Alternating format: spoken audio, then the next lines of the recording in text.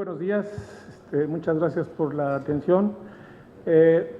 Normalmente yo me dedico a hacer vino, trabajo en una, trabajo en una vinícola y he trabajado en muchas vinícolas, pero el día de hoy vamos a hablar de algo que está un poquito menos conocido, ¿no? Que es realmente, yo creo que es la historia que tiene en México la viticultura y la enología. Entonces vamos a hablar sobre estos aspectos, ¿sí?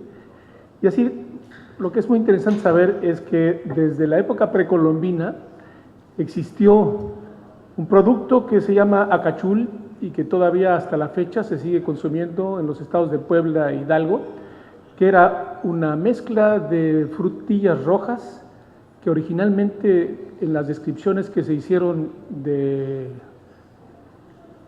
las cartas que se enviaba de Cortés, etcétera, a España, se menciona como un producto donde se utilizaba la uva, pero algunas otras frutas rojas que se mezclaban con miel. Entonces, esto es muy interesante saber que eso existía, porque también hay que saber que existían unas vides que se denominaban cimarronas, las que, debido a su acidez, no eran muy utilizadas para elaborar productos, pero, repito, porque no existían las condiciones. A la llegada de Cortés esto era muy importante, pero mire, aquí vemos son racimos que tienen muy pequeñas cantidades de uva y esto hizo que no se pudiera utilizar como si fuera realmente un producto para elaborar vino. Y cuando ya los conquistadores, vamos a ver el rol en el cual ellos, sobre todo Juan de Grijalva, que es el primer navegante español que tomó vino con señores aztecas, que los envió a Moctezuma y hasta tenemos la fecha exacta, que fue el 24 de junio de 1517. Esto también está en las cartas de relación, en donde se señalan algunos de los aspectos más importantes de la conquista de los españoles. En 1519, a la llegada de Hernán Cortés a las costas mexicanas, se crea la Villa Rica de la Veracruz y empieza a observar que hay una flora diferente de la que existía en España.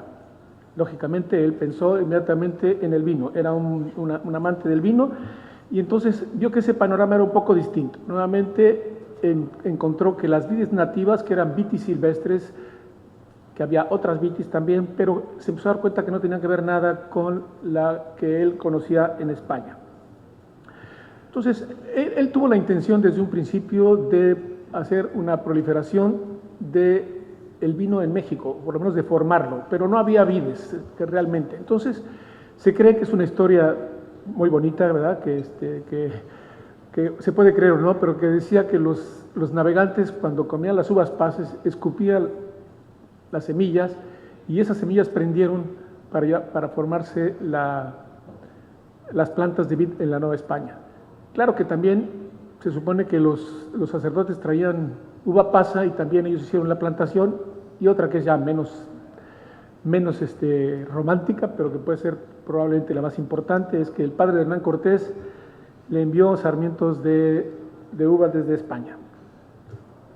Aquí hace algunas reconsideraciones a principios del siglo XVI. Los vinos que se elaboraban en España eran fortificados. Eran técnicas muy similares a las que utilizaban los romanos. Ahorita vamos a ver qué es lo que hacían. Se usaban recipientes de madera para la molienda, en la fermentación y el almacenaje de vinos, pero también se usaban cuero y dependiendo de la cantidad de azúcar que tenía la uva, se podían hacer ya sea vinos, uva pasa o bien elaborar o comerse, en fresco. Aquí vemos un grabado de la época de los egipcios y los griegos, en donde normalmente se ponía la uva en el piso, eran pequeñas piletas que tenían diferente profundidad, eran recogidas igualmente en vasijas muy grandes. Ellos lo que hacían era, separaban de alguna manera algunos granos, pero dejaban el racimo completo, y estos racimos eran pisados, que después con el tiempo se dio cuenta la gente que hacía vino, pues que el pisar una uva era despedazarla y extraer sustancias muy amargas. Entonces eso se fue eliminando, pero aquí lo que es importante es ver cómo a través de un sistema en el cual se tenían que agarrar del techo, lógicamente, si no se podían caer y contaminar el vino. Entonces esto hacía que cuando terminaba la fermentación, si fijan, aquí existían unas pequeñas maderas que servían como filtro, y entonces el jugo, en este caso ya era vino, por una diferencia de alturas, pasaba a una segunda pileta y de la cual se tomaban para añejarse. Hay muchos tipos de ánforas que se han encontrado a través del mundo, sobre todo con los romanos y con los griegos, pero también existen en España, Italia y Francia, que son vasijas en donde se guardaba el vino después de fermentarse. Y también, lógicamente, los romanos tenían vasijas y en las cuales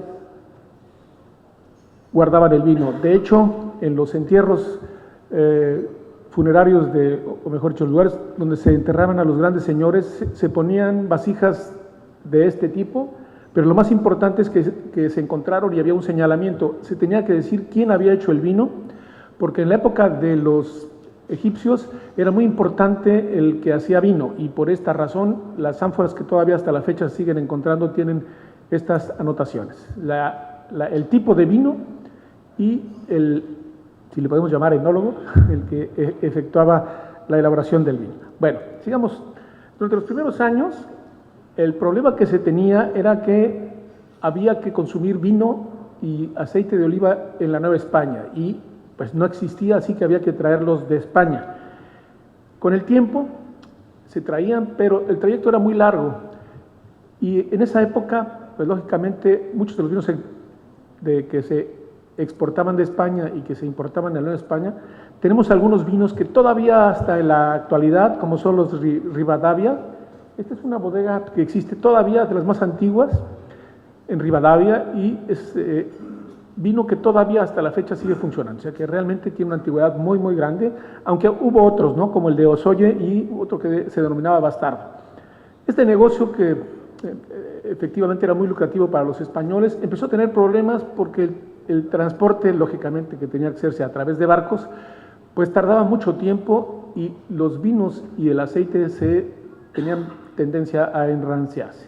Entonces, esto obligó de alguna manera a que se pudiera llevar a cabo algo en la Nueva España. Entonces, en los registros que se tienen se encuentra una variedad que se denomina Mónica, que es una variedad que todavía existe en la actualidad en la isla de Cerdeña, que es una isla que está cerca de Italia, y lógicamente en algunas provincias de España sigue manteniéndose este varietal.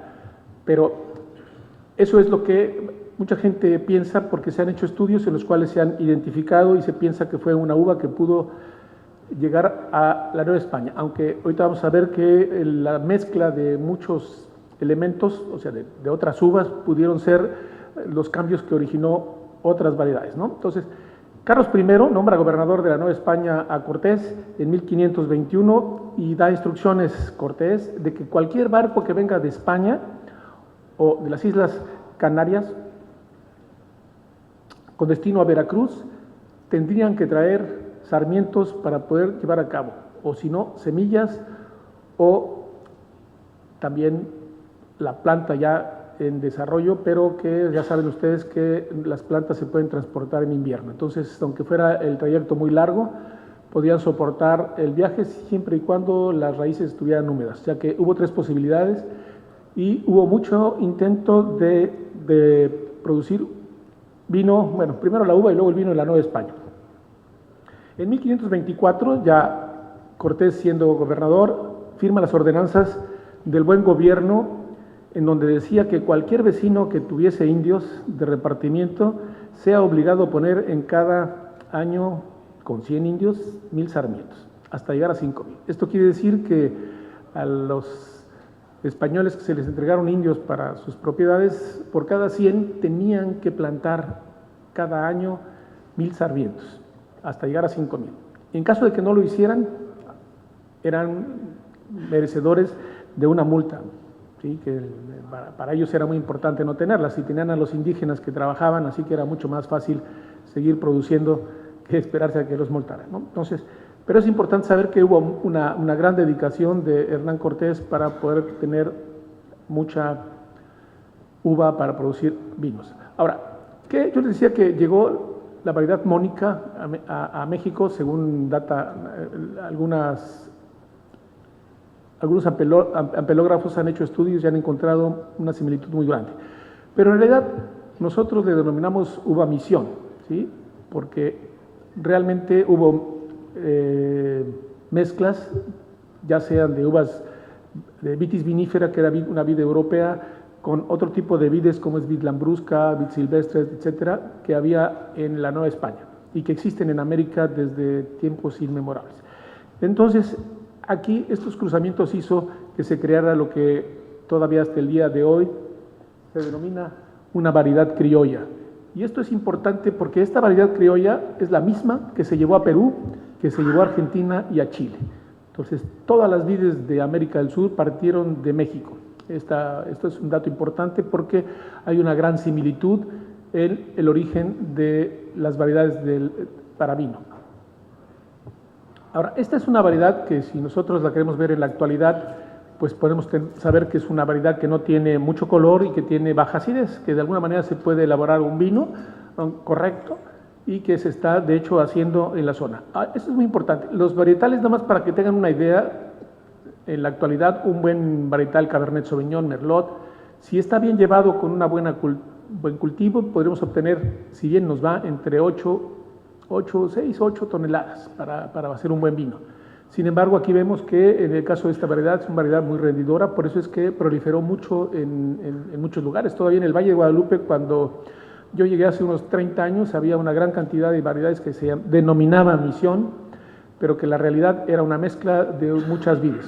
Se podía analizar en un mismo viñedo varias plantas y todas eran diferentes. La gente las llamaba criollas, misión, pero eran también utilizadas para elaborar vino. Sin embargo, ¿por qué era importante que hubiera una gran producción?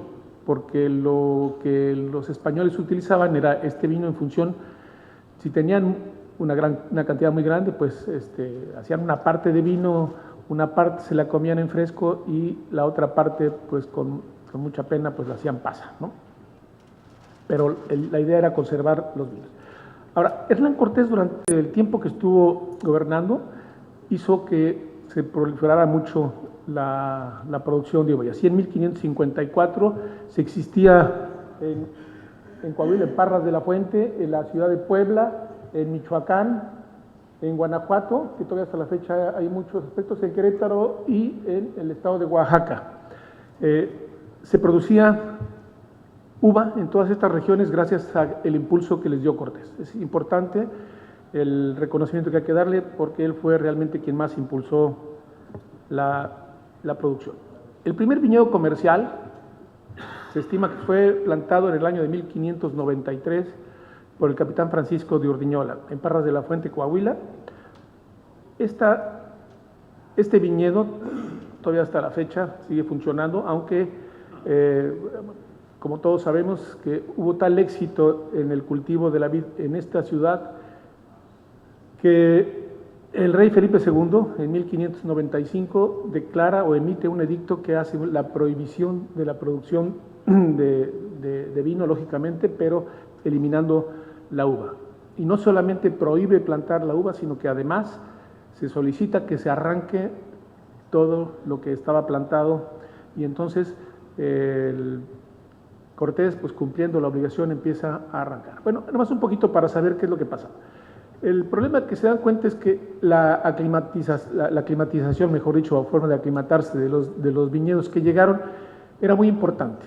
Entonces empezaron a producirse vinos porque hay algunos documentos en los cuales señala que el vino tenía mucha calidad. Y de hecho se llevaron a España vinos para que los probaran allá y cuando se dieron cuenta que era una gran competencia con los productores españoles exigieron a Felipe II que emitiera el edicto, del cual fue un poco más tarde hecho, y prohibía que se llevara a cabo el vino. Afortunadamente para América del Sur a ellos no les llegó esta prohibición, ¿sí? Porque por el mismo problema que había de que no les podían llevar vino, entonces tanto en Perú, en Chile y en Argentina se llevó a cabo mucho más la proliferación de los viñedos, puesto que no había ningún impedimento. Sin embargo, pues la orden de quitar los viñedos, pues sí fue hecha, pero los sacerdotes o los misioneros pues se negaron a llevarla a cabo y fueron ellos quienes siguieron plantando uvas en los diferentes lugares donde ellos implantaron misiones. Así, por ejemplo, esta es una uva misión, que se tomó una fotografía hace ya mucho tiempo y se estimaba que tenía algo así como 250 años. El lugar más cercano donde se piensa que de los misioneros, se piensa que se empezó a llevar a cabo la proliferación fue en 1597, en el mismo Parras. Don Lorenzo Garza funda la primera vinícola y los viñedos que actualmente tienen el nombre de San Lorenzo, o sea que todavía en la actualidad, aunque hubo una prohibición, finalmente sigue existiendo eso. El rol de estos religiosos, que primero fueron misioneros jesuitas y después franciscanos, fueron los que empezaron a distribuir la uva a través del continente americano. Lógicamente, la prohibición que ellos tenían en el centro no les llegaba tanto y se fueron hacia la Baja California y llegaron aquí, y entonces ellos empezaron a proliferar los viñedos y lograron obtener cosas muy interesantes.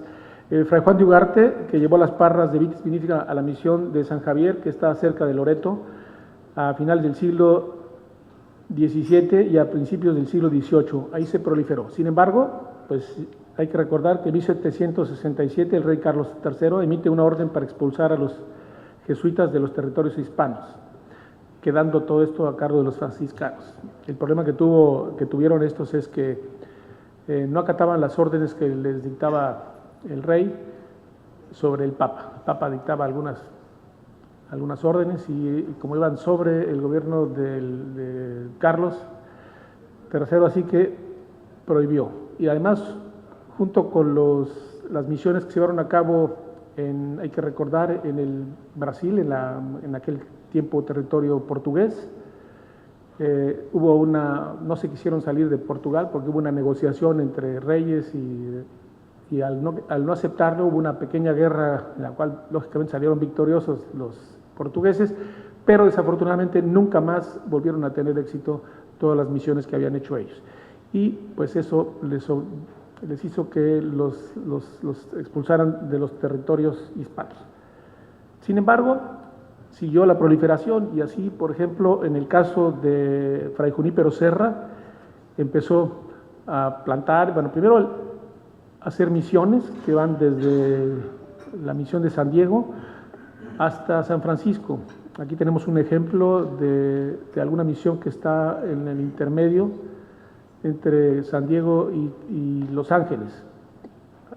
Todavía hasta la fecha sigue funcionando y podemos ver rastros, ahí tienen algunas vides y se puede observar que pudieron guardar mucho lo interesante que era para hacer el vino, ¿no? Este franciscano fundó 9 misiones y se considera en Estados Unidos principalmente como el padre de la viticultura en ese país. Algo que es muy interesante también es que ver que los religiosos en México también, no solamente en la época de la conquista y un poco después, sino también en la época un poco antes de la independencia, el cura Miguel Hidalgo y Costilla promueve la vitivinicultura, la viticultura primero en la Intendencia de Guanajuato. Les enseña a hacer un poco de vino, los indígenas empiezan a trabajar y es por esto que el estado de Guanajuato, hasta la fecha todavía hay parte de donde se cultiva la vid. Entonces él enseñó a los indígenas, repito, a cultivar y a hacer vino. Eso es un dato muy interesante y que es muy poco conocido dentro de la historia de México.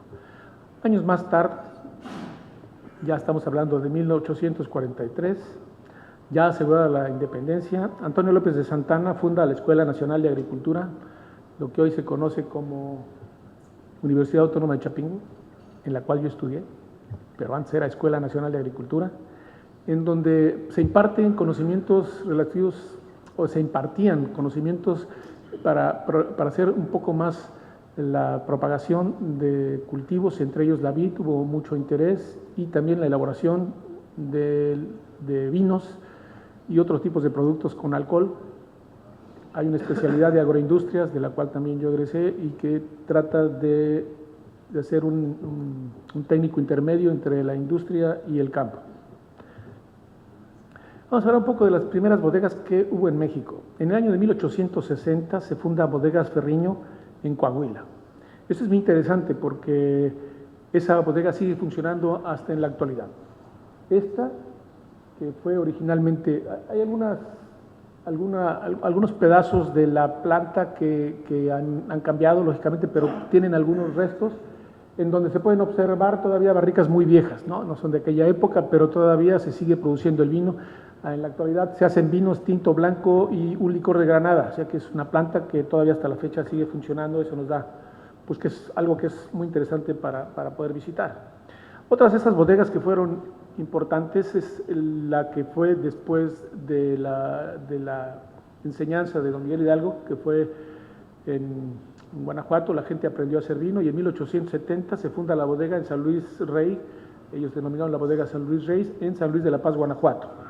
Y vemos que pues está muy centro de, céntrico donde está de Dolores, hacia donde se llevó a cabo la construcción y donde se elaboraba este vino. Esta planta funcionó buen tiempo, no se sabe exactamente cuándo cerró, pero todavía en el siglo XX hay alguna información de producción de vinos de esta región y de esta planta. Después viene, en 1870, don Evaristo Madero, que es el abuelo de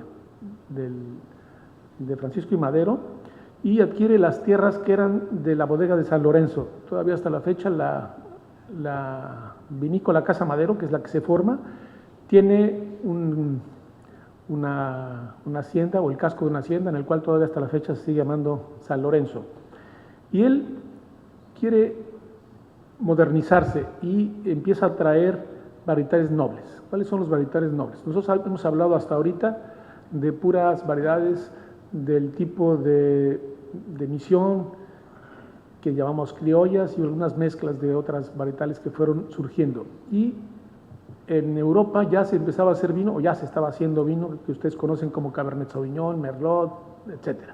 Entonces, él trae las plantas, empieza a modernizar la industria, pero ¿qué pasa? Hay que recordar que en 1860 y tantos, cerca del final del siglo, se les ocurrió llevar unas plantas de América a Europa.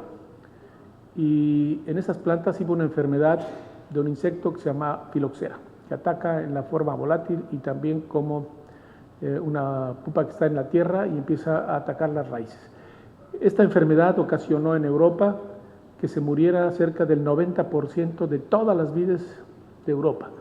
Y entonces hubo que pensar en algo. Cuando se dieron cuenta que las plantas de América no estaban contaminadas, seguían vivas, la gente dijo, bueno, pues ¿qué pasa? ¿Cómo una planta que trae contaminación no se muere y cuando se le pega a una vitis vinífera se muere? Entonces se dieron cuenta que era resistente a este organismo y entonces se empezaron a hacer algunas transformaciones y lo más lógico a través del tiempo fue un injerto.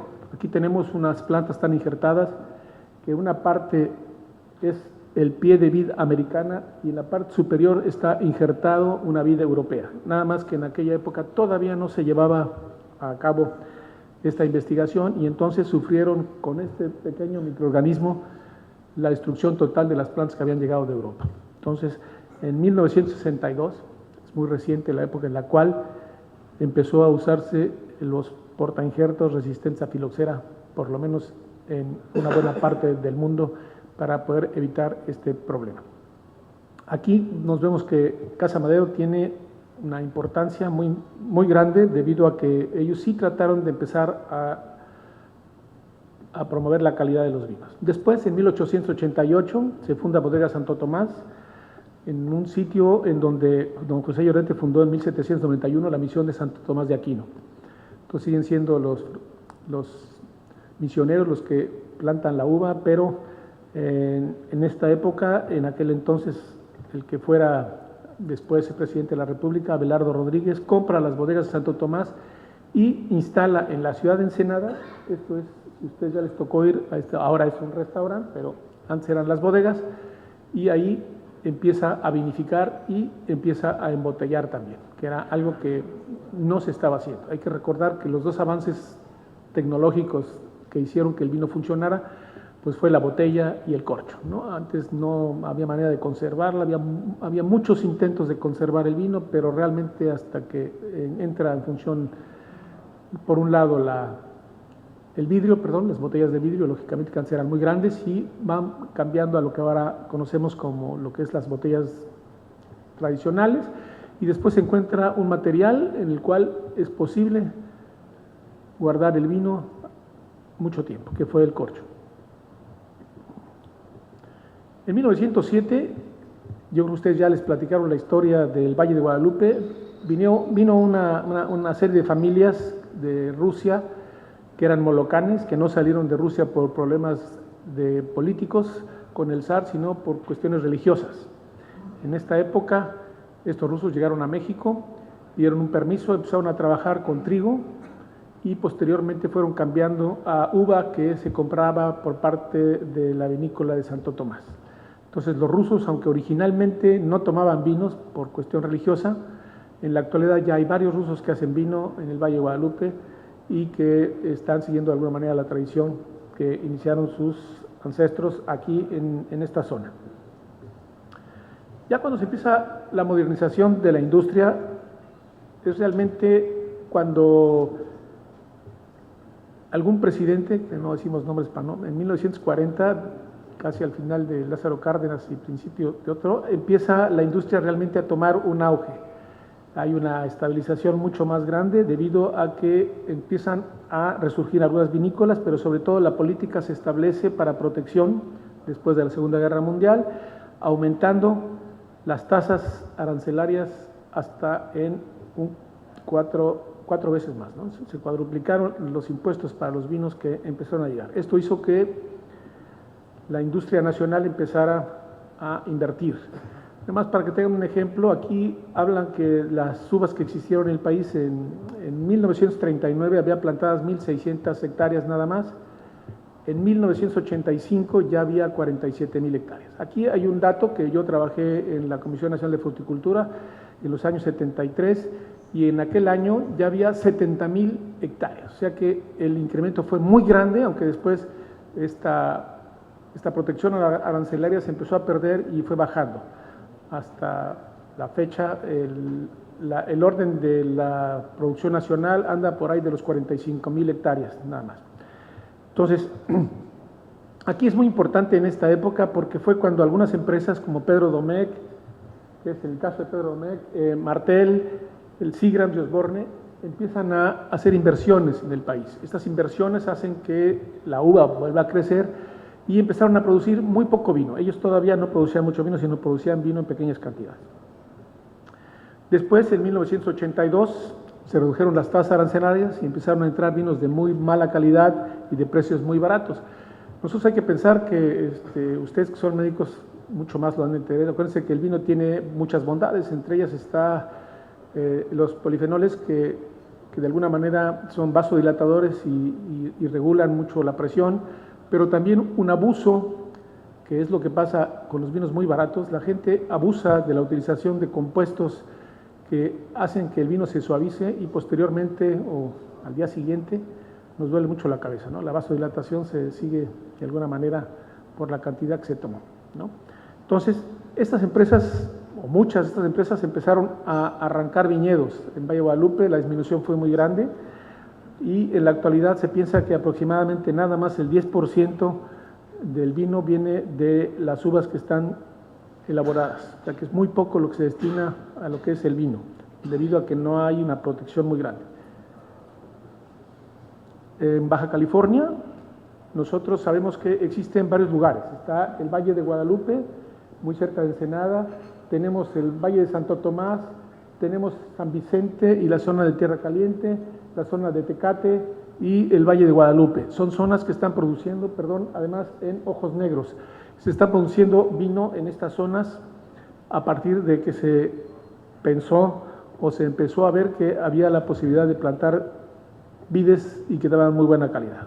Las primeras plantas que llegan a Baja California son en la misión que se fundó con el nombre de Loreto. Todavía hasta la fecha, esto era la misión de Loreto y este es lo que queda, no queda mucho, ¿verdad? Es que tomaban mucho vino y entonces ya no No, realmente es interesante conocer estas ruinas porque se ve todavía parte de lo que es el casco, una barda que está alrededor, pero ya queda prácticamente muy poco, ¿no? Las técnicas que empezaron a usar es, como vimos, las mismas que utilizaban los romanos, los que vimos en un principio, y utilizaban, en lugar de madera o vasijas de barro, porque a lo mejor no tenían la posibilidad de hacerlas, se utilizaban cueros. Entonces, estos depósitos de cuero de vaca las conseguían y con eso empezaron a hacer los depósitos, los misioneros para poder elaborar los vinos. Las técnicas de elaboración eran muy rudimentarias, los vinos, yo pienso, quiero suponer que no eran de muy buena calidad, aunque cualquier vino con el tiempo va mejorando y un vino que esté no de muy buena calidad en principio puede mejorar mucho al final de su vida, ¿no? Ya en 1857 el gobierno mexicano le quita las tierras a la iglesia y en ese momento don Loreto Amador adquiere la propiedad de los viñedos denominados Rancho de los Dolores, que es donde estaba establecido muy cerca de la misión de Santo Tomás de Aquino. Y los ensenadentes en aquella época, Francisco de Andonegui y Miguel Osmar, son los que compran el terreno, lo cambian en 1791 y lo que posteriormente sería las bodegas de Santo Tomás. Compran primero los viñedos, después de un tiempo se lleva a cabo la construcción de lo que fuera la primera vinícola, ¿no?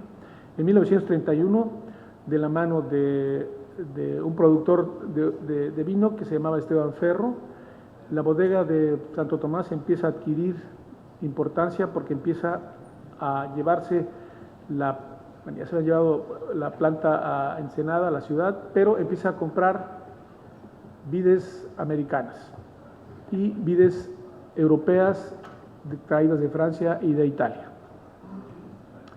Entonces, en 32 ya sabemos que el general Rodríguez, que entonces era gobernador y después iba a ser presidente, compra la planta. Ya hablé que también la había reubicado, pero lo que es muy importante es que se promueve también la calidad en la región. Sin embargo, durante mucho tiempo se quedó un poco, bueno, no un poco, estancado la inversión y fue hasta 1968 que don Elías Pando adquiere la bodega de Santo Tomás y ya en 1970 y por ahí de los 80, en 82, 83, se construye la vinícola que ustedes ven aquí, que es una vinícola muy moderna, que está en el Valle de Santo Tomás.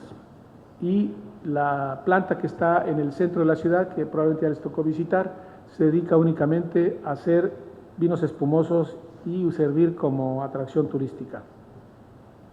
En 1959 se crea la empresa Formex Ibarra, que producía vinos Oncala, Terrasola y Urbinón. Aquí es importante señalar que fue la primer planta vitivinícola que se instaló en el Valle de Guadalupe. Esta tiene importancia porque empezó a traer también técnicos, como un italiano, Bortoluz, un chileno, Ríos, después trajo un argentino y posteriormente me trajo a mí. Entonces, es muy importante por eso. No, fue la primera planta, aunque después fue comprada por una empresa de Monterrey y la gente de Monterrey ya no quiso seguir produciendo vino. En el 72, en este mismo Valle de Calafia, que hay que saber que una pequeña parte del Valle de Guadalupe se denominó Valle de Calafia, y ahí se funda la planta conocida como Vides de Guadalupe, que era de la casa Pedro Domecq, pero con el tiempo esta casa fue en el 2003 vendida a una empresa que se llamaba Alay Domecq, inglesa, quien a su vez en el 2004 la vuelve a revender a una empresa francesa, la cual es la propietaria en la actualidad, que es del grupo Pernod Ricard. En esta época es importante porque en el 74 también se crea la vinícola Cheto por el señor Luis Ángel Cheto. Es importante saber que esta planta se crea en el Valle de Guadalupe, pero esta ya existía en Tijuana. Es una planta también que tiene muchísimo tiempo, pero que en el Valle de Guadalupe tiene una fecha más reciente de su construcción. Sin embargo, es la planta que produce la mayor cantidad de vinos a nivel nacional y es de las que más distribuye a nivel mundial el vino de México. Pero todo esto hace que surjan nuevas empresas. Durante los últimos años ha habido un florecimiento muy grande de nuevas casas vinícolas en el Valle de Guadalupe, pero también en el Valle de Ojos Negros, en Santo Tomás, en Tecate, en San Vicente, en Llano Colorado, etcétera. Hay una gran cantidad de pequeños valles en los cuales se empieza a desarrollar la uva y también se empieza a proliferar el vino. Algunas de estas casas, nada más por mencionarlas, tenemos Balmar en el 83, Vivayoff en el 85, Bodega San Antonio se crea en el 86, aunque en la actualidad, debido al fallecimiento de su propietario, pasó, o fue comprada, mejor dicho, por Bodega Santo Tomás, y este año ya empieza a trabajar haciendo vinos para Bodega Santo Tomás. En Mogor Badam en el 87, que desafortunadamente Antonio Badam ya falleció, pero la planta sigue funcionando con familia de ellos. Después Monte Chanic en el 88 es muy importante porque crea vinos de calidad que empiezan a transformar realmente a nivel nacional la importancia de los vinos y de la calidad. Posteriormente, Chateau Camú en el 91, en la cual me tocó participar. Después en Viñas de Lisiaga en el 93 y Casa de Piedra en el 97. Son empresas que empiezan a producir mucha más calidad que lo que existía antes. Ya para los 2000 surgen otras vinícolas como son Adobe Guadalupe, que conocerán bien. Está Barón Balché, en la cual también me tocó participar. La vinícola que es de nuestra propiedad, que es una vinícola que tenemos con tecnología lo más moderno que hay. Nosotros estamos muy interesados en que la calidad de los vinos de Baja California, creo que nos ha tocado luchar porque exista un reconocimiento a nivel internacional de la calidad de los vinos, y nosotros estamos trabajando con una planta que de esa manera lo tiene. Y también tenemos a la planta Vinisterra, que también está haciendo tecnología. Y esta es la época realmente en la cual surge una gran importancia en la calidad de los vinos a nivel nacional. Tenemos algunos vinícolas y personajes. Podemos ver que no quiero que omitir algunos, ya que hay cerca de 80 productores de vino en la actualidad. No todos tienen vinícola, pero es una cantidad muy grande de productores. Aquí tenemos uno. ¿Dónde está?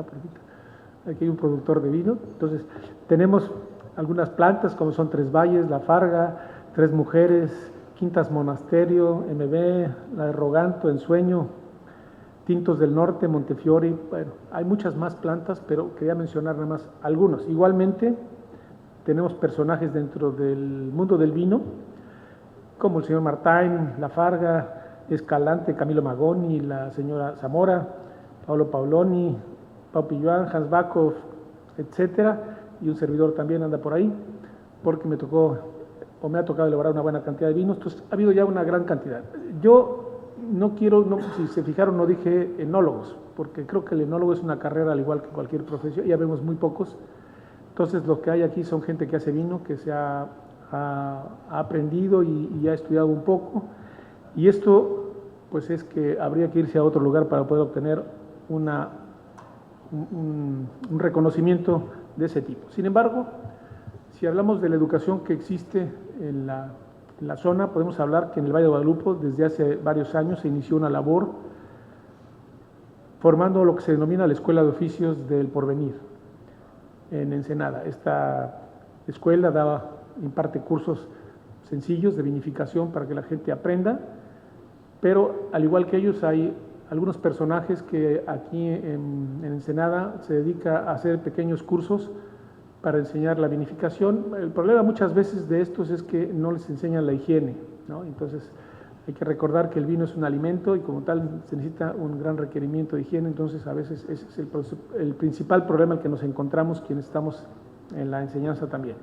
Aquí lo que es muy importante es saber que el Cobach, que es una preparatoria del Valle del Porvenir, es muy interesante porque nosotros preparamos un programa para que ellos llevaran a cabo estudios de tipo medio. Ellos queríamos que fueran trabajadores que pudieran, lo que se denomina mandos medios, que aprendieran la vinificación, pero desde el punto de vista de trabajo. Entonces, en la actualidad hay muchos muchachos y muchachas que están trabajando en las vinícolas de la región, gracias al aporte que se les da en la prepa, y les damos un arma para que puedan empezar a trabajar.